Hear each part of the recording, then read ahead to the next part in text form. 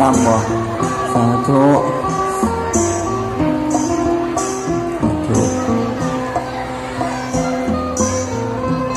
สาธุไอ้ยินไม่มาบ่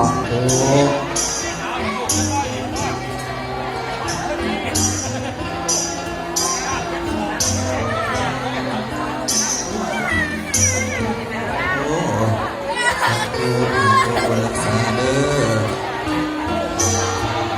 มันจะไม่ได้กลับมาง่ายก็เพราะ2-3 คนนี่แหละนางรำเนี่ยสาธุสาธุกันระวังลื่นเด้อ